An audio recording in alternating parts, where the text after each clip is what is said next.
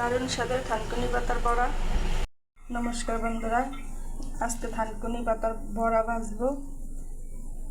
তার জন্য এখানে মসুর ডাল বেটে নিয়েছি। পাতাগুলো এখন কেটে নেব।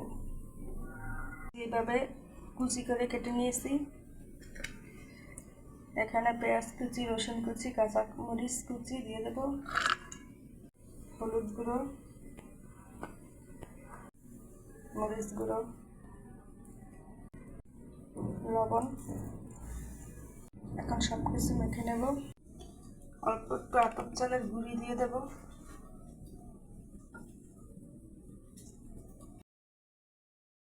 এখন বড়াগুলো ভেজে নেব। সয়াবিন তেল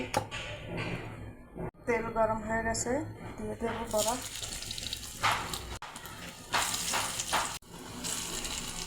অল্প আঁচে মচমচ করে ভেজে নেব। এক পাশ হয়ে গেছে, এখন উল্টিয়ে নেব। এই যে দেখুন কত সুন্দরভাবে হচ্ছে।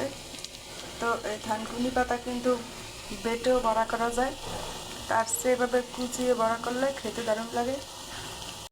বড়াগুলো হয়ে গেছে, এখন উঠিয়ে নেব। এই যে এক খোলা উঠিয়ে নিয়েছি, আর বাকিগুলো এইভাবে ভেজে নেব। তৈরি হয়ে গেল থানকুনি পাতার বড়া। ভিডিওটি ভালো লাগলে লাইক শেয়ার করে দেবেন। তো ভালো থাকুন, নমস্কার।